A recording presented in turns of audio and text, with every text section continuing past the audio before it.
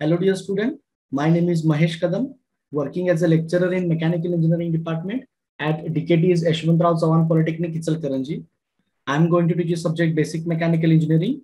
We have already started our topic number first and this is a lecture number 15.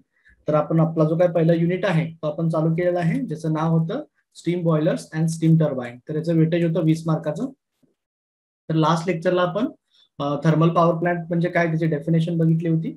त्याचबरोबर thermal power plant मध्ये कोणकोणते component असतात, त्याचा layout काय असतो, हे सगळं आपण डिटेलमध्ये स्टडी केलं होतं. त्याचबरोबर त्याचं कसं कन्स्ट्रक्शन आणि वर्किंग आहे ते देखील आपण स्टडी केलं होतं. तर आजच्या लेक्चरमध्ये आपण त्याचा पुढचा पार्ट कंटिन्यू करतोय.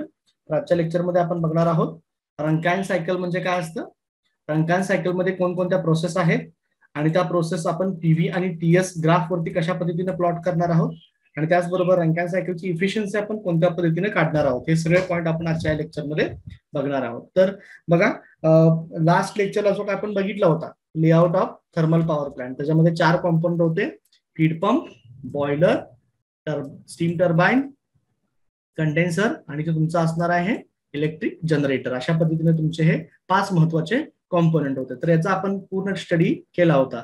तेच बघा, आपण एखाद्या अॅनिमेटेड इमेज मध्ये जर बघितलं तर ते अशा पद्धतीने दिसेल तुम्हाला.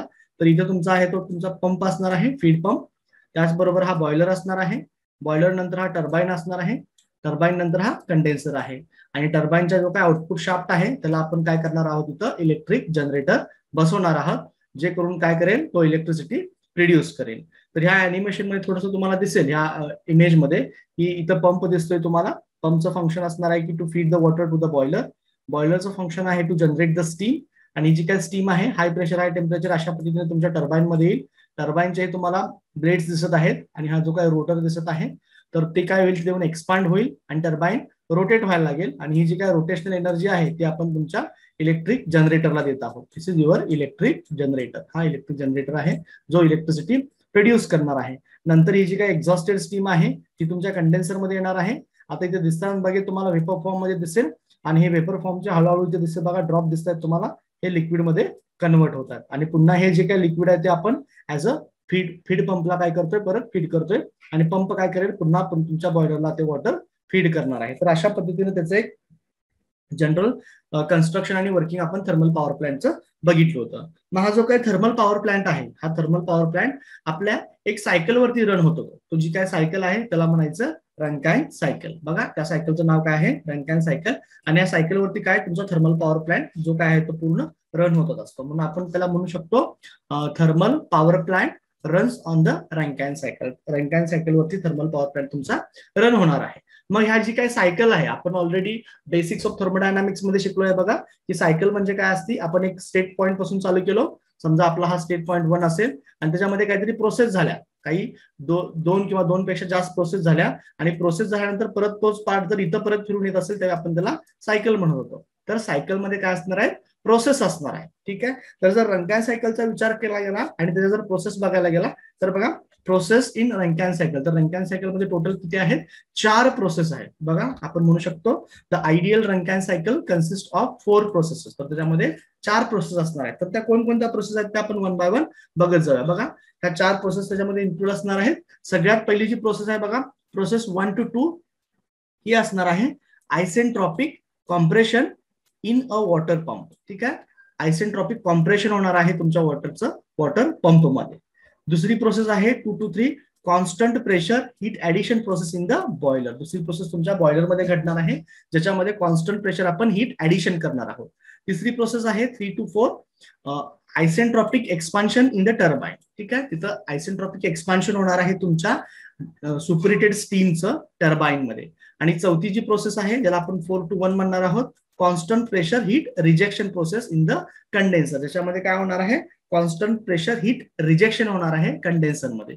तर ह्या 4 प्रोसेस मेनली इन्व्हॉल्ड असणार आहे. तर पहिली जी प्रोसेस घडणार आहे ती तुमच्या वॉटर पंप मध्ये होणार आहे, दुसरी प्रोसेस बॉयलर मध्ये आहे, तिसरी प्रोसेस टर्बाइन मध्ये आहे आणि चौथी प्रोसेस कंडेन्सर मध्ये आहे. आणि कंडेन्सर मधून जे परत वॉटर येणार आहे ते तुम्ही परत फीड पंपला देणार आहोत आणि अशा पद्धतीने ही तुमची काय सायकल आहे ती कंटिन्युअसली रन होणार आहे. तर आता आपण काय करूया, ह्या 1 बाय 1 प्रोसेस त्या डायग्रामच्या मदतीनं कशा पद्धतीने घडत असतात ते आपण या बघत जाऊया. तर ह्या 4 प्रोसेस आपण बघितल्या. इकडे येऊया आता आपण प्रत्येक प्रोसेस बघत जाऊया ह्या डायग्रामच्या मदतीनं. सगळ्यात पहिली प्रोसेस काय सांगितली बघा, isentropic compression in water pump. तर बघा आयसेंट्रॉपिक कॉम्प्रेशन आपण ऑलरेडी एंट्रॉपी प्रॉपर्टी शिकलो आहोत. तर आयसेंट्रॉपिकचा अर्थ काय होते, constant entropy process. Constant entropy process, ठीक आहे.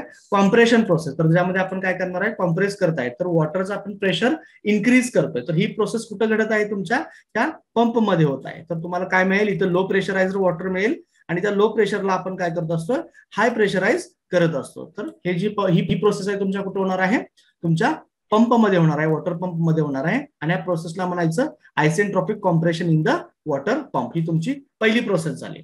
आता पहिली प्रोसेस झाल्यानंतर आपण इथं नाव देऊ शकतो बघा 1 to 2. ठीक आहे, 1 to 2 इथं आपण नाव दिलं isentropic compression in a water pump. आता हे जे काय 2 आहे इथून जे काय ते इथं येईल आणि 2 to 3 ही तुमची दुसरी प्रोसेस असणार आहे. ही प्रोसेस कुठे घडते, तुमच्या बॉयलर मध्ये घडते. तर ह्या प्रोसेसला काय म्हणायचं बघा, सेकंड प्रोसेस तुमची म्हणतोय 2 to 3 constant pressure heat addition in the boiler. तर बॉयलर मध्ये आपण काय करतोय, कॉन्स्टंट प्रेशरला आपण हीट ऍड करतोय. हीट ऍड केल्यामुळे काय होईल, तुमचं जे काय वॉटर फीड पंपने सप्लाय केलेलं आहे त्याचं कन्व्हर्जन तुमच्या स्टीम मध्ये होणार आहे. तर त्याला आपण म्हणतो आहे constant pressure heat addition process. तर याच्यामध्ये बघा फेज चेंज होत असताना तुमची काय असणार आहे, प्रेशर कॉन्स्टंट मेंटेन केलेलं असणार आहे. तर ही तुमची झाली दुसरी process 2 to 3 constant pressure heat addition process, जी तुमच्या बॉयलर मध्ये घडणार आहे. तर जर आपण तिसऱ्या प्रोसेसचा विचार करायला गेल्यानंतर बघा इथं आपण बघितलं तर 1 to 2 3. आता आपण काय करतोय, ही जी काय स्टीम आहे ती इथं देतोय आणि ही स्टीम काय होईल, टर्बाइन मध्ये एक्सपांड होईल 3 to 4.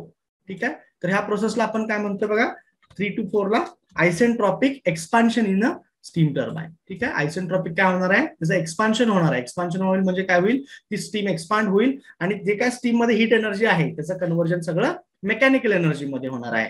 तरी तुमची तिसरी प्रोसेस झाली 3 to 4 आयसेंट्रॉपिक एक्सपान्शन प्रोसेस. ह्या प्रोसेसमध्ये देखील तुमची काय असणार आहे, एंट्रॉपी कॉन्स्टंट असणार आहे. म्हणजेच काय, जेवढी एंट्रॉपी आपली पॉईंट नंबर 3 ला असणार आहे तेवढीच एंट्रॉपी आपली पॉईंट नंबर 4 ला असणार आहे. ज्यावेळी आपण पीव्ही आणि टीएस डायग्राम काढू त्यावेळी तुमच्या ते लक्षात येईल. तर ही तुमची तिसरी प्रोसेस कंप्लीट झाली. आता त्याच्या पुढची प्रोसेस जी असणार आहे की आपण 4 नंबर इथे येणार आहोत आणि 4 पासून ती 1 पर्यंत. ह्या ठिकाणी काय होणार आहे, ही कुठली प्रोसेस आहे, इथं आपण काय करत असतो, वेपरचं कन्व्हर्जन लिक्विड मध्ये होत असतं आणि वेपरचं लिक्विड मध्ये होत असताना आपल्याला काय करावं लागते, हीट रिजेक्ट करावी लागते. ठीक आहे.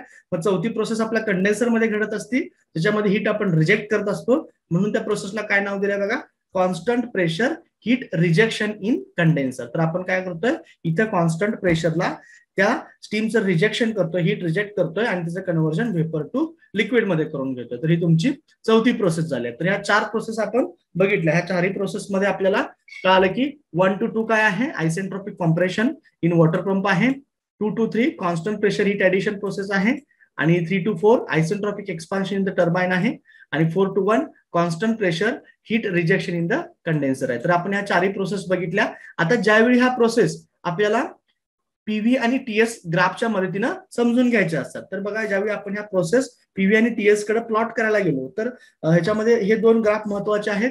पीव्ही डायग्राम आपण ऑलरेडी ह्या डायग्राम बेसिक्स ऑफ थर्मोडायनामिक्स मध्ये ड्रॉ केल्या होत्या आणि टीएस डायग्राम. तर बघा पीव्ही डायग्राम याचा अर्थ काय होतो, प्रेशर अँड व्हॉल्यूम डायग्राम. तर आपल्याला ड्रॉ करायचं असेल तर आपण कसा प्रयत्न करणार आहे, अशा पद्धतीनं. तर आपण काय करूया, जो काय आपला एक्स ऍक्सिस आहे, ठीक आहे, तर सुरुवातीला वाय ऍक्सिसचं बघूया. वाय ऍक्सिसला घेऊया आपण प्रेशर आणि एक्स ऍक्सिस वरती घेऊया आपण व्हॉल्यूम. तर ही तुमची झाली पीव्ही डायग्राम. त्याच पद्धतीने जर टीएस डायग्राम आपल्याला काढायचं असेल तर आपण काय करणार आहे, अशा पद्धतीनं. ठीक आहे, तर तुमच्या एक्स ऍक्सिस वरती येईल एंट्रॉपी आणि वाय ऍक्सिस वरती तुमची येणार आहे टेम्परेचर. ही तुमची टीएस डायग्राम, ही तुमची पीव्ही डायग्राम. पीव्ही डायग्राम याचा अर्थ होतो प्रेशर व्हॉल्यूम डायग्राम, टीएस डायग्रामचा अर्थ होतो टेम्परेचर एंट्रॉपी डायग्राम. मग आता ज्या काय आपण प्रोसेस स्टडी केल्या त्या आपल्याला काय करायच्या, ह्या डायग्राम वरती काढायच्या. तर यात बघा एक सगळ्यात महत्वाचा मुद्दा, आपलं जे काय वर्किंग सबस्टन्स आहे, आपलं वर्किंग सबस्टन्स आहे ते काय आहे, स्टीम आहे, वॉटर आहे. म्हणजे आपल्या वर्किंग सबस्टन्सची फेज चेंज होत आहे. मग ज्या वेळी आपल्या वर्किंग सबस्टन्सची फेज चेंज होत असती त्यावेळी आपल्याला काय करावं लागतो, एका डोमची मदत घ्यावी लागते, ज्याच्यामध्ये फेज चेंज आपल्याला कळत असतं. म्हणजे त्याच्यामध्ये तुमचं लिक्विड लाईन कुठं आहे, वेपर लाईन कुठं आहे, याच्या मदतीनं घ्यावं लागतं. जर एखाद्या वेळी वर्किंग सबस्टन्स जो आहे त्याची फेज चेंज होत नसेल, फॉर एक्झाम्पल जर आपण आपल्या ऑटोसायकल मध्ये बघितलं, ऑटोसायकल आपण मागे एखादा एक्झाम्पल म्हणून घेतली होती, तर त्याच्यामध्ये कोणत्याही प्रकारचा फेज चेंज होत नव्हतं. जे काय आहे ते गॅस स्टेट मधले असायचं तर गॅस स्टेट मध्येच राहायचं, त्यामुळे आपल्याला तिथं डोम काढायची गरज नव्हती.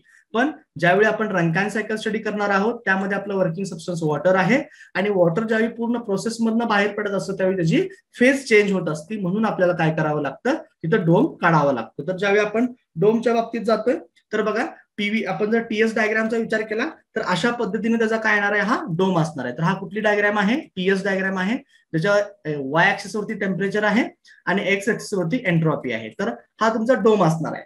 तर याला जर नाव द्यायला गेलं तर हा तुमचा जो काय असतो तो क्रिटिकल पॉईंट असतो. ठीक आहे, हा तुमचा क्रिटिकल पॉईंट असतो, आणि ज्या क्रिटिकल पासून ही जी काही लाईन आहे ह्या लाईनला आपण म्हणत असतो it is non as a liquid line. ठीक आहे, ह्या लाईनला म्हणायचं लिक्विड लाईन, आणि क्रिटिकल पॉईंट पासून ही जी काही लाईन आहे ह्या लाईनला आपण म्हणत असतो ड्राय स्टीम लाईन. ठीक आहे, ड्राय स्टीम लाईन किंवा वेपर लाईन असं आपण म्हणत असतो. त्याला बघा, हा झाला तुमचा क्रिटिकल पॉईंट, ही झाली इकडचा जो काय पार्ट आहे क्रिटिकल पॉईंट पासून जो लेफ्ट साइडचा पॉईंट आहे त्याला आपण काय म्हणणार आहोत, वॉटर लाईन म्हणणार आहोत किंवा सॅच्युरेटेड लिक्विड कर्व. ठीक आहे, त्याला म्हणायचं सॅच्युरेटेड लिक्विड कर्व. आणि इकडे जो काय आहे त्याला काय म्हणणार आपण, सॅच्युरेटेड वेपर कर्व किंवा वेपर लाईन, असे दोन असणार आहेत. मग ज्यावेळी इकडे आपण ही लिक्विड लाईन म्हणतो तर इथं काय असणार आहे, पूर्णपणे तुमचं लिक्विड असणार आहे. ज्यावेळी इकडे वेपर म्हणतो त्यावेळी पूर्णपणे काय असणार आहे, इकडे वेपर असणार आहे.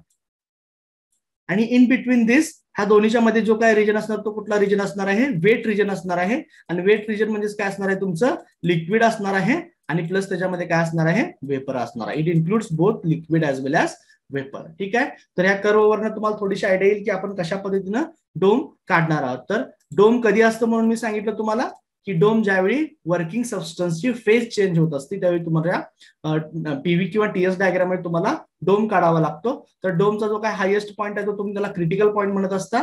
क्रिटिकल पॉईंटच्या लेफ्ट साईडचा ती तुमची लिक्विड लाईन झाली, किंवा त्याला दुसरं नाव आपण म्हणत असतो सॅच्युरेटेड लिक्विड कर्व. हा जो काय तुमचा वेपर लाईन आहे किंवा ह्या कर्वला जो आपण म्हणत असतो सॅच्युरेटेड वेपर कर्व, इथं सगळं लिक्विड असणार आहे, इकडे सगळं वेपर असणार आहे, आणि इन बिटवीन दिस त्याच्यामध्ये लिक्विड प्लस वेपर असणार आहे, ज्याला आपण वेट रिजन असं म्हणत असतो. जर हा जो काही रिजन आहे त्याला सबकूल्ड रिजन म्हणत असतो. हा जो काही रिजन आहे त्याला आपण सबकूल्ड रिजन म्हणणार आहे. इकडचा जो काय पार्ट आहे तो, इकडचा जो रिजन आहे त्याला आपण म्हणत असणार आहे सुपरहिटेड रिजन म्हणणार आहोत, आणि जो मधला रिजन आहे तो त्याला आपण वेट रिजन म्हणणार आहोत. सबकूल्ड रिजन म्हणल्यानंतर इथं फक्त लिक्विड असणार आहे, इथं वेट रिजन म्हणल्यानंतर त्याच्यामध्ये लिक्विड प्लस वेपर याचं मिक्सचर असणार आहे, आणि इकडे सुपरहिटेड रिजन म्हणल्यानंतर इथं फक्त वेपर असणार आहे. तर ही थोडी इनिशियल तुम्हाला इन्फॉर्मेशन दिली की कशा पद्धतीने तो कर्व असणार आहे. तर आपण काय करूया, वन बाय वन जी प्रोसेस आहे ती आपण पीव्ही आणि टीएस डायग्राम वरती ड्रॉ करण्याचा प्रयत्न करूया. तर सिंपल आहे, कन्सेप्च्युअल जर बघायला गेलं तर बघा कशा पद्धतीने बघू शकता. तर पहिली प्रोसेस काय आहे बघा, फर्स्ट प्रोसेस आपण काय बघत होतो, पहिली प्रोसेस तुमच्या पंप मध्ये होत होती, ज्याच्यामध्ये आपण जे काय वॉटर आहे त्याचं प्रेशर इन्क्रीज करत होतो, कॉम्प्रेशन करून त्याचं प्रेशर इन्क्रीज करत होतो. मग आपण काय म्हणले बघा, process 1 to 2 pumping of feed water from condenser to boiler by increasing the pressure of PC to PB. म्हणजे कंडेन्सर जे काय प्रेशर आहे तिथून आपण बॉयलर प्रेशर पर्यंत त्याचं प्रेशर इन्क्रीज करणार आहे with the help of your feed pump. मग बघा ह्या डायग्राम मध्ये प्रमाणे पण आता या डायग्रामचा जर स्टडी करायला गेलं तर कशा पद्धतीने बघा, ही प्रेशर आणि व्हॉल्यूम डायग्राम आहे, ही टेम्परेचर आणि एंट्रॉपी डायग्राम आहे. तर ह्या प्रेशरसाठी हा जो काय दिसतोय हा झाला तुमचा, मी आता जो मार्क करतोय हा झाला तुमचा डोम, याला म्हणायचं डोम. हा पीव्ही डायग्राम साठी झाला. जर इकडे आपण बघायला गेलं तर बघा, तर ह्या डायग्राम साठी अशा पद्धतीने तुमचा डोम येणार आहे. ठीक आहे, this is for TS diagram. तर दोन्ही डायग्रामचे आपण डोम बघितलेले आहेत. आता ह्याच्यामध्ये आतले जे काय सगळे पार्ट्स आहेत तर वन बाय वन बघत जाऊया. तर जसं मी तुम्हाला सांगितलं की हा तुमचा टॉप मोस्ट पॉईंट जो तुमचा क्रिटिकल पॉईंट झाला. क्रिटिकल पॉईंट पासून इकडची जी लाईन असणार आहे त्याला आपण काय म्हणतो असतो, it is non as a water line, किंवा दुसरं नाव काय आहे सॅच्युरेटेड लिक्विड कर्व. सेम या बाबतीत तसंच आहे ज्याप्रमाणे इकडे सांगतोय. परत क्रिटिकल पॉईंट पासून इकडचा जो काही रिजन आहे त्याला आपण काय म्हणत असतो, सुपरहिटेड रिजन म्हणत असतो, आणि ही जी काही लाईन आहे त्याला आपण काय म्हणणार आहे, ड्राय सॅच्युरेटेड वेपर कर्व किंवा ड्राय स्टीम लाईन अशा पद्धतीने त्याला म्हणत असणार आहे. मग क्रिटिकल पॉईंट पासून इकडचा जो काही रिजन आहे तो काय म्हणणार आपण सबकूल्ड रिजन, त्याच्यामध्ये काय असणार आहे, लिक्विड असणार आहे. जो मधला रिजन आहे तो वेट रिजन, त्याच्यामध्ये काय असणार आहे, लिक्विड पण असणार आहे प्लस त्याच्याबरोबर वेपर पण असणार आहे. आणि जो इकडचा रिजन आहे त्याच्यामध्ये फक्त वेपर असणार आहे. सेम जे आता मी सांगितलं ते या डायग्राम मध्ये देखील ऍप्लिकेबल आहे. This is your subcooled region, this is wet region, and this is a saturated region.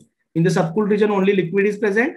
In the wet region, liquid plus vapor mixture is present, and in the superheated region, only vapor is present. तर ह्याप्रमाणे त्याचं initial introduction आहे. तर आता आपण काय करूया, ह्या सगळ्या बेसिसवरती ही पहिली जी प्रोसेस आहे ती समजून घेण्याचा प्रयत्न करूया. पहिली प्रोसेस आहे pumping of the water from condenser to boiler by increasing the pressure PC to PB. तर आपल्याला कंडेन्सर प्रेशर पासून बॉयलर प्रेशर पर्यंत जायचं आहे. तर पहिली प्रोसेस बघा कुठे दिसते, इथं पॉईंट नंबर 1 इथं आहे. तरी तुमचं कंडेन्सर प्रेशर होतं, तर कंडेन्सर प्रेशर मध्ये आपण काय करतोय, त्याला प्रेशर त्याचं इन्क्रीज करत चाललेलं आहे. तर प्रेशर इन्क्रीज करत झाल्यामुळे काय होणार आहे, तुमचं प्रेशर 1 to 2 पर्यंत येणार आहे. ठीक आहे, म्हणजे ह्या डायग्राम मध्ये बघू शकता तुम्ही, इथं होतं कंडेन्सर प्रेशर, इथं होतं बॉयलर प्रेशर. तर तुमचं प्रेशर P1 पासून P2 पर्यंत म्हणजेच पीसी पासून पीबी पर्यंत काय झालेलं आहे, तुमचं प्रेशर इन्क्रीज झालेलं आहे. तर त्याला तुम्ही काय म्हणणार, प्रोसेस नंबर 1 to 2. मग ही प्रोसेस कुठे घडली, तुमच्या पंप मध्ये घडली. तर तुम्हाला हे दिसेल या ग्राफवरून की कसं प्रेशर तुझं इन्क्रीज झालेलं आहे. आता तीच प्रोसेस आपण काय करूया, इकडे येऊया. तर याच्यामध्ये बघा पुन्हा काय केलंय बघा, 1 to 2. ठीक आहे, इथे दिसेल 1 to 2. हा कुठला ग्राफ आहे, टेम्परेचर आणि एंट्रॉपी आहे. तर ह्या केसमध्ये काय होणार आहे, टेम्परेचर एंट्रॉपी मध्ये तुमची जी काय प्रोसेस होती ती काय होती, आयसेंट्रोपिक कॉम्प्रेशन होती. त्याच्यामुळे काय झालं आहे की जितके एंट्रॉपी आपली कुठल्या ऍक्सिस असणार आहे, ह्या एक्स ऍक्सिस वरती असणार आहे. मग जेवढे एंट्रॉपी तुमच्या पॉईंट नंबर S1 ला होतं तेवढे एंट्रॉपी तुमच्या S2 ला असणार आहे. म्हणजे S1 is equals to S2 असणार आहे. आणि ही आयसेंट्रॉपिक प्रोसेस असल्यामुळे ही जी काय प्रोसेस येईल ती परफेक्टली अशी व्हर्टिकल लाईन येणार आहे. तर आपण ही पहिल्या प्रोसेस बद्दल इथं बघितलं. आता आपण जाऊया प्रोसेस सेकंड कडे जाऊया, 2 to 3. ही पहिली प्रोसेस आपली कुठे घडली, पंप मध्ये घडली. तर त्याचं कशा पद्धतीने डायग्राम आली ती आता आपण बघितली. आता सेकंड कडे आलो आपण. सेकंड प्रोसेस तुमची काय आहे बघा, सेकंड प्रोसेस मध्ये काय आहे, isobaric heat addition to convert the feed water into superheated steam. तर आता आपली सेकंड प्रोसेस आपली बॉयलर मध्ये घडणार आहे. त्या बॉयलर मध्ये आपण काय करतोय, हीट सप्लाय करून ते जे काय वॉटर आहे त्याला आपण सुपरेटेड स्टीम पर्यंत नेत आहे. ठीक आहे, सुपरेटेड स्टीम पर्यंत नेत आहे. आणि ही जी काय प्रोसेस आहे, तर आयसोबारिक या शब्दाचा अर्थ काय होतो, isobaric is means constant pressure process. तर आयसोबारिकचा अर्थ काय होतो, कॉन्स्टंट प्रेशर प्रोसेस. मग बघा ह्या डायग्राम म्हणून आपण समजून घेण्याचा प्रयत्न करूया की कशा पद्धतीनं तुम्हाला तिथपर्यंत जायचं आहे. तर आपण 1 to 2 आपली प्रोसेस आपण इथपर्यंत आलो होतो. तर आपल्याला 2 पासून 3 पर्यंत जायचं आहे. तर ही जी काय प्रोसेस आहे, त्या प्रोसेसमध्ये काय असतं, तुमचं प्रेशर कॉन्स्टंट असतं. आणि प्रेशर कॉन्स्टंट असताना इथं तुमचं वॉटर अवेलेबल असणार आहे सबकूल्ड रिजन मध्ये. आणि तुम्ही हळूहळू काय करत गेला, त्या वॉटरचं कन्व्हर्जन करत करत वेट रिजन मध्ये आला, म्हणजे तुमचं मिक्सचर आलं. आणि फायनली तुम्ही कुठपर्यंत गेला, सुपरेटेड रिजन मध्ये गेला. म्हणजे सुपरेटेड स्टीम पर्यंत एकदा तुम्ही पोहोचल्यानंतर ही तुमची जी काय प्रोसेस झाली ती काय झाली, 2 to 3 प्रोसेस झाली. ही आपण कुठं बघितली, तुमच्या प्रेशर आणि व्हॉल्यूम डायग्राम वरती बघितली. ही प्रोसेस कशी आहे, आयसोबारिक आहे. म्हणजे कॉन्स्टंट प्रेशर असल्यामुळे तिची लाईन काय आली, परफेक्टली अशी हॉरिझॉन्टल आली. आता हीच प्रोसेस आपण इकडे समजून घेऊया. आपला पॉईंट 2 इथं होता. ठीक आहे, आता ज्यावेळी बघा लिक्विड इथं असणार आहे, लिक्विड ज्यावेळी असेल, वॉटर इथं आपण सप्लाय केले, तर पहिल्यांदा आपण जे येतोय 2 to 2' पर्यंत जे जातोय, ठीक आहे, 2 to 2' पर्यंत जे काय आहे तुमची कुठली हीट असणार आहे, सेन्सिबल हीट असणार आहे. ठीक आहे, जिथं आपलं टेम्परेचर इन्क्रीज झालं. पुन्हा 2 to 3' पर्यंत काय असणार आहे, तुमची लॅटेंट हीट असणार आहे, जिथे तुमची फेज चेंज झाली. आणि 3' to 3 परत काय असणार आहे, तुमची परत आपण काय करतोय, सुपर हीट देतो त्याला, जेणेकरून इथं जो काय मिळणारा तुमची ड्राय सॅच्युरेटेड स्टीम आहे त्याचं पुन्हा कन्व्हर्जन कुठपर्यंत व्हावं, सुपर हिटेड मध्ये व्हावं. तर म्हणजे थोडक्यात त्याच्यामध्ये काय म्हणायचं आहे बघा, की कॉन्स्टंट प्रेशरला आपण काय करतोय, हीट ऍडिशन करतोय आणि वॉटरचं कन्व्हर्जन सुपरेटेड स्टीम मध्ये करत असतोय.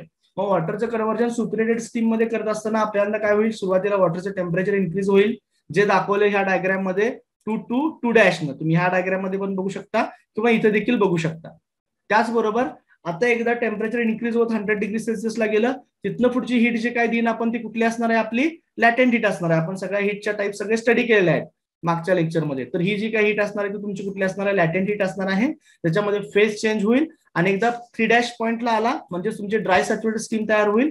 आणि ड्राय सॅच्युरेटेड स्टीमला आपण पुन्हा जर हीट ऍड करत गेलो तर ती आपण काय म्हणत असतो, it is non as a super heat किंवा डिग्री ऑफ सुपर हीटला म्हणत असतो. तर तुमचा पॉईंट नंबर 3 ला काय असणार आहे, सुपरहिटेड स्टीम अवेलेबल असणार आहे. तरी तुमची 2 to 3 प्रोसेस झाली. तर या टोटल प्रोसेसमध्ये आपल्याला 3 ठिकाणी हीट द्यावी लागली. तर बघा 3 ठिकाणी हीट कसं द्यावी लागली, टोटल सप्लाय ऑफ हीट जर आपण कॅल्क्युलेट केलं, टोटल हीट सप्लाय जर आपण कॅल्क्युलेट केलं, तर पहिली हीट कुठे दिली आपण, याच्यामध्ये ऑब्झर्व करा, पहिली हीट कुठे दिली, 2 डॅश म्हणजे बघा 2 डॅश म्हणजे आपण काय करतोय, पहिली सेन्सिबल हीट देतोय. Sensible heat supply to the water to increase its temperature up to saturation temperature. Saturation temperature पर्यंत आपण इन्क्रीज करत गेलो म्हणजे 2 डॅश पर्यंत गेलं.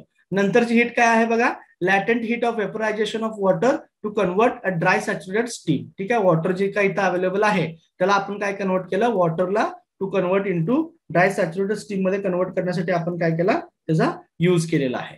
मग पुढची जी काय प्रोसेस आहे ती कुठली आहे, 3 to 3. 3 to 3 मध्ये काय असणार आहे, पुन्हा जी काय तुमची सेन्सिबल हीट जी होती इथं 3.3 ला ड्राय सॅच्युरेटेड स्टीमला परत आपण हीट काय करायला गेलो, आपण त्याला अजून सेन्सिबल हीटच दिली आणि त्याला म्हणताना आपण काय म्हणत असतो, डिग्री ऑफ सुपर हीट म्हणत असतो, की आपण किती त्याला हीट प्रोव्हाइड केलेलं आहे. इथं पण आपण त्याला सेन्सिबल हीट असं म्हणू शकतो, 3 to 3. तर ही 3 पद्धतीची हीट आपण टोटल एकत्रित करून टोटल हीट आपण देत असतो. आणि ही जी काय प्रोसेस घडत असते ही सगळी कशी असती, it is at constant pressure process घडत असते. तर ही तुमची सेकंड प्रोसेस कंप्लीट झाली. आता आपण येऊया थर्ड प्रोसेस कडे. ठीक आहे, तर जर पुढची थर्ड प्रोसेस जर बघायला गेली तर थर्ड प्रोसेस काय बघा, रिव्हर्सिबल एडियाबॅटिक एक्सपान्शन प्रोसेस. ही जी काय प्रोसेस आहे ही कुठं घडणार आहे, ही तुमच्या स्टीम टर्बाईन मध्ये घडणार आहे. ज्यावेळी ड्राय सॅच्युरेटेड स्टीमचं कन्व्हर्जन सुपरेटेड स्टीम मध्ये होईल आणि सुपरेटेड स्टीम जी काय आहे ती तुमच्या टर्बाईन मध्ये येईल आणि स्टीमची जी काय हीट एनर्जी आहे त्याचं कन्व्हर्जन तुमच्या मेकॅनिकल एनर्जी मध्ये होणार आहे. तर या ग्राफवर जर आपण बघितलं तर 3-2 प्रोसेस कुठं आहे, तुमच्या टर्बाईन मध्ये होणार आहे. ही एक एक्सपान्शन प्रोसेस आहे, त्याच्यामुळे प्रेशर काय होईल, तुमचं ड्रॉप होणार आहे आणि व्हॉल्यूम इन्क्रीज होणार आहे. आणि ही प्रोसेस काय आहे, आयसेंट्रॉपिक एक्सपान्शन आहे. म्हणजे हे जे एडियाबॅटिक म्हणा किंवा आयसेंट्रॉपिक म्हणा दोन्हीचा अर्थ एकच होत असतो. मग ह्यावेळी काय असणार आहे, तुमची एंट्रॉपी कॉन्स्टंट असणार आहे. तर पहिल्यांदा आपण बघूया प्रोसेस बघा 3 to 4. इथं आहे पॉईंट तुमचा 3 to 4. मग ज्यावेळी बघा तो कर्व कसा आहे, मग यामध्ये तुम्हाला काय दिसतंय, एक्सपान्शन प्रोसेस असल्यामुळे प्रेशर ड्रॉप होत गेले, प्रेशर कमी होत गेले आणि व्हॉल्यूम त्याचा इन्क्रीज झालेला आहे आणि 3 to 4 ते इथं आलेला आहे. आता या ग्राफवर जर आपण बघितलं, आपण होतो पॉईंट नंबर 3 ला आणि 3 to 4 ही जी काय प्रोसेस आहे ही कुठली प्रोसेस आहे, ही एडियाबॅटिक आहे. एडियाबॅटिक म्हणजे काय असतं, आयसेंट्रॉपिक असतं आणि आयसेंट्रॉपिक म्हणजे काय असतं, एंट्रॉपी कॉन्स्टंट असते.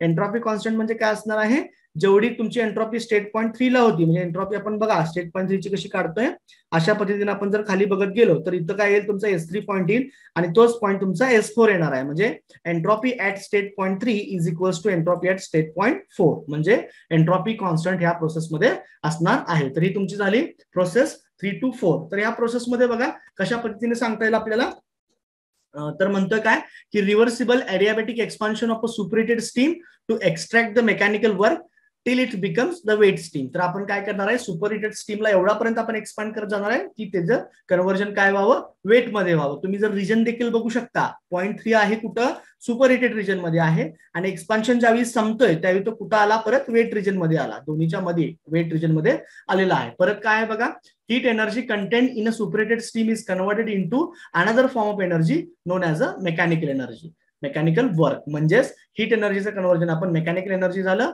Made available at output shaft of the turbine. मग तुमचा टर्बाईनचा जो काय रोटर आहे तो फिरणार आहे, त्याच्यामुळे शाफ्ट फिरणार आहे.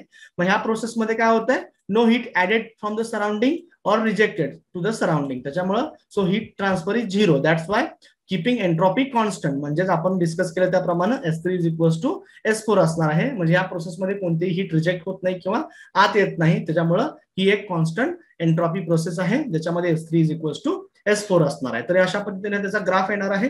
आणि आपण चौथी आणि शेवटची प्रोसेस जर डिस्कस करायला गेली तर बघा त्याच्यामध्ये काय असणार आहे, आयसोबारिक कंडेन्सेशन ऑफ एक्झॉस्ट स्टीम. ठीक आहे, तर ही प्रोसेस कुठे घडणार आहे, तुमच्या कंडेन्सर मध्ये घडणार आहे.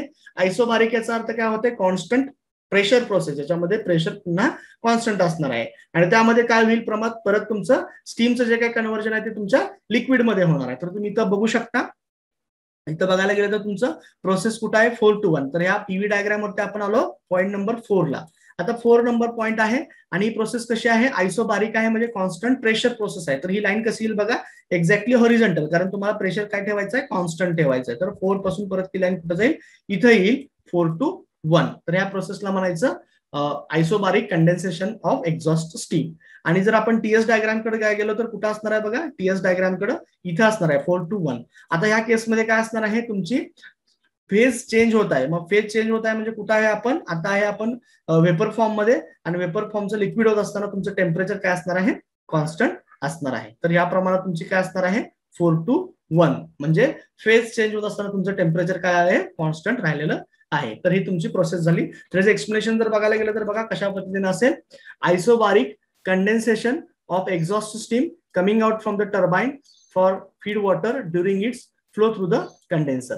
ठीक आहे. Again the feed water coming out from the condenser is recirculate and send to the boiler using the feed pump. मग एकदा कंडेन्सेशन प्रोसेस झाली आणि जे काय आपल्याला कंडेन्सेट मिळणार आहे, जे वॉटर मिळणार आहे, ते आपण फीड पंपच्या मदतीनं पुन्हा आपण काय करणार आहोत, बॉयलरला सप्लाय करणार आहोत. And the cycle is continue और रिपीटेड अगेन अँड अगेन. अशा पद्धतीने सायकल तुमची रिपीट होत राहणार आहे. ठीक आहे. तर या चारही प्रोसेस आपण पीव्ही आणि टीएस डायग्राम वरती कशा पद्धतीने प्लॉट होणार ते बघितलं. जर कन्सोलिडेटेड फॉर्म मध्ये बघायला गेलं तर बघा पहिल्यांदा पीव्ही डायग्राम मी अनेकदा सगळी समजावून सांगतोय. तर याच्यामध्ये 4 प्रोसेस होत्या. त्यातली पहिली प्रोसेस तुमच्या पंप मध्ये होत होती, दुसरी बॉयलर मध्ये, तिसरी टर्बाइन मध्ये आणि चौथी कंडेन्सर मध्ये. तर आपण ज्याप्रमाणे बेसिक माहिती घेतली, हा तुमचा डोम होता. इकडचा रिजन असतो सबकूल्ड रिजन असे, मधला वेट रिजन आहे आणि इकडे सुपरहिटेड रिजन आहे. पहिली प्रोसेस काय होती 1 to 2 जी पंप मध्ये होत होती. जरी पीव्ही डायग्राम असेल तर अशा पद्धतीने येईल. त्याच्यामध्ये वॉटरचं प्रेशर काय झालं, इन्क्रीज झालं. कुठून, कंडेन्सर प्रेशर पासून बॉयलर प्रेशर पर्यंत. दुसरी प्रोसेस कुठं घडत होती, तुमच्या बॉयलर मध्ये घडत होती. त्यामुळे 2 to 2' असेल, 2' to 3' असेल, 3' to 3 म्हणजे प्रोसेस 2 to 3 पर्यंत. ज्याच्यामध्ये काय होते, आपण हीट ऍडिशन करत आहे. हीट ऍडिशन करतोय म्हणजेच त्याचं वॉटरचं कन्व्हर्जन आपण सुपरहिटेड पर्यंत गेलोय, सुपरहिटेड स्टीम पर्यंत गेलोय. आणि पुन्हा 3 to 4 ही प्रोसेस कुठे होती, तुमच्या टर्बाइन मध्ये होत होती. त्याच्यामध्ये एक्सपान्शन आपण करत होतो. त्याच्यामुळे काय झालंय बघा, प्रेशर पुन्हा ड्रॉप झालेला आहे आणि व्हॉल्यूम त्याचं इन्क्रीज झालेला आहे. तर ही प्रोसेस अशा पद्धतीने येत होती, ही तुमच्या टर्बाइन मध्ये घडत होती. आणि इथंच तुमच्या हीट एनर्जीचं स्टीमच्या कन्व्हर्जन जे होतं ते मेकॅनिकल एनर्जी मध्ये होत होतं. आणि पुन्हा 4 to 1 मध्ये काय होत होतं, पुन्हा आपण फेज चेंज करत होतो कंडेन्सर मध्ये, वेपर फॉर्मचं परत लिक्विड फॉर्म मध्ये होत होतं. मग ही प्रोसेस 4 to 1 आहे जी तुमच्या कंडेन्सर मध्ये होत होती. तर अशा पद्धतीने ह्या 4 प्रोसेस मी कन्सोलेट केलेल्या आहेत पीव्ही डायग्राम वरती. जर त्याच पद्धतीने टीएस डायग्राम बघायला गेलं, TS diagram temperature versus entropy असणार आहे. प्रोसेस आपली 1 to 2, आपण सुरुवातीला लिक्विड मध्ये आहोत. तर प्रेशर काय करेल बघा, 1 to 2 ही एक ॲडियाबॅटिक किंवा आयसेंट्रॉपिक प्रोसेस आहे. म्हणजे त्याचं एंट्रॉपी कॉन्स्टंट असणार. ही तुमच्या पंप मध्ये होणार आहे. त्याचं फंक्शन काय असेल की एंट्रॉपी कॉन्स्टंट ठेवून फक्त त्याचं प्रेशर इन्क्रीज करायचं काम आहे. परत 2 पासून 3 पर्यंत जाऊपर्यंत आपल्याला 3 पद्धतीच्या हीट द्याव्या लागतात, म्हणजे स्टीम कन्व्हर्जन होईपर्यंत. म्हणजे 2 to 2' ही तुमची सेन्सिबल हीट असणार आहे. 2' to 3' तुमची लॅटेंट हीट असणार आहे, जिथे तुमची फेज चेंज होईल ऍक्च्युअली. आणि 3' to 3 मध्ये परत तुम्ही काय करणार आहात, ड्राय सॅच्युरेटेड स्टीमला परत सुपरहीट करणार आहात. तर अशा पद्धतीने ही तिसरी प्रोसेस होणार आहे तुमच्या बॉयलर, दुसरी प्रोसेस होणार आहे तुमच्या बॉयलर मध्ये. आणि बघा 3 to 4 ही जी काय प्रोसेस आहे ही एक्सपान्शन प्रोसेस आहे, जी तुमच्या टर्बाइन मध्ये घडणार आहे. त्याच्यामध्ये तुमच्या स्टीमच्या हीट एनर्जीचं कन्व्हर्जन मेकॅनिकल एनर्जी मध्ये होणार आहे. ही प्रोसेस आयसेंट्रॉपिक किंवा ॲडियाबॅटिक आपण म्हणत असतो.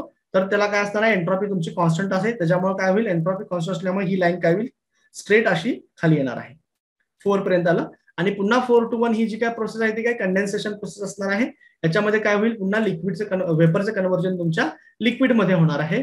ही प्रोसेस तुमच्या कंडेन्सर मध्ये होणार आहे. तर अशा पद्धतीने आपण काय केलंय, चारही प्रोसेस आपण सगळ्या डिस्कस केलेल्या आहेत. तर आता आपण याचा पुढचा पार्ट जो आहे तो इफिशियन्सीचा बघूया. तर इफिशियन्सी जर आपण काढायला गेलं, इफिशियन्सी ऑफ रंकाइन सायकल, तर याच्यामध्ये कसं असणार आहे बघा, की कोणतीही आपण इफिशियन्सी काढत असताना आपण आउटपुट आपण इनपुट काढत असतो. बघा आपण ऑलरेडी डिस्कस केलं आहे, इटा आपण डिनोट करत असतो इफिशियन्सीसाठी. आणि इफिशियन्सी कशी काढतो आपण, आउटपुट जे काय असेल डिवायडेड बाय इनपुट जे काय असणार आहे ते. ठीक आहे. आणि पर्सेंटेज मध्ये एक्सप्रेस करायला आपण त्याला 100 न मल्टिप्लाय करत होतो. तर बघा ह्या प्रमाणात मग या सायकल मधून आपल्याला आउटपुट काय मिळालं, तर आउटपुट आपल्याला मेकॅनिकल वर्क मिळालं जे टर्बाइन मध्ये होतं. आणि याला आपण इनपुट म्हणून काय देत होतो, तर इनपुट म्हणून आपण त्याला हीट देत होतो. तर बघा मग इफिशियन्सी कसा डिफाइन करता येईल, efficiency of Rankine cycle is equals to work developed in the turbine. Turbine आपल्याला किती वर्क डेव्हलप करून दिला, divided by heat absorb in the boiler. तर आपण किती एनर्जी आपल्या बॉयलर मध्ये हीट एनर्जी दिली होती आणि त्याचंच कन्व्हर्जन त्याने वर्क मध्ये किती केलं, हे तुमचं काय असणार आहे, इफिशियन्सी असणार आहे. मग आपण सिम्बॉलिक फॉर्म मध्ये त्याला कसं लिहू शकतो, WT म्हणजे काय आहे, वर्क डेव्हलप और work output from the turbine.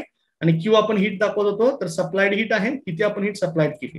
तर हे काढण्यासाठी आपण काय घेऊ शकतो, एन्थाल्पीचा डिफरन्स घेऊ शकतो. तर आपण एन्थाल्पीच्या मदतीने काय करू शकतो, त्याचा डिफरन्स घेऊ शकतो. जर प्रोसेसमध्ये बघितलं तर आपली जी काही टर्बाइनची प्रोसेस होती ती कुठं होती, 3 to 4. ठीक आहे, 3 to 4 आपली टर्बाइनची प्रोसेस होती. त्याच्यामध्ये मग आपण काय म्हणू शकतो बघा, H3 minus H4 हा तुमचा काय येणार आहे, एन्थाल्पीचा डिफरन्स होणार आहे. आणि जी तुमची हीट सप्लाइड प्रोसेस होती ती कुठे होती, 2 to 3 होती. 1 to 2 तुमची पंप मध्ये होती आणि 2 to 3 काय होती तुमच्या बॉयलर मध्ये होत होती. त्यामुळे आपण काय करणार आहे, डिफरन्स घेणार आहे. तर ह्याप्रमाणे काय येईल तुमचा फॉर्म्युला कसा येईल बघा. मग efficiency of the Rankine cycle is equals to H3 minus H4 divided by H3 minus H2. आता H3 म्हणजे काय इंडिकेट करणार आहे, enthalpy at inlet of the turbine जी हायेस्ट असणार आहे आणि एक्झॉस्ट झाल्यानंतर त्याची एन्थाल्पी कमी होणार आहे म्हणजे enthalpy at outlet of the turbine. म्हणून आपण काय करतोय, H3 मायनस H4 घेत असतोय. आता जर डिनॉमिनेटरचा विचार करायला गेला तर काय असणार आहे बघा, हीट ऍडिशन आपण करतोय प्रोसेस नंबर 2 to 3 मध्ये. ठीक आहे, मग इनिशियली 2 मध्ये काय असणार आहे, ते वॉटर असणार आहे आणि बॉयलर मधून बाहेर पडताना ते स्टीम असणार आहे. म्हणजे एन्थाल्पी ऍट 0.3 जास्त असणार आहे कुणापेक्षा, एन्थाल्पी ऍट 0.2 पेक्षा. म्हणून आपण घेताना कसं घेतो डिफरन्स, H3 मायनस H2. दोन्ही मध्ये पण काय केलंय बघा, हायेस्ट मायनस लोएस्ट घेतलेला आहे. ठीक आहे, इथं हायेस्ट एन्थाल्पी इथं होती मायनस लोएस्ट म्हणजे H3 मायनस H4. इथं काय केलंय, H3 मायनस H2. तर अशा पद्धतीने तुमचा काय येणार आहे, हा रँकाइन सायकलचा इफिशियन्सीचा फॉर्म्युला येणार आहे. तर नेक्स्ट लेक्चरला आपण काय करूया, त्याचा जो काय पुढचा पार्ट आहे तो आपण डिस्कस करूया. ठीक आहे, ओके, थँक्यू.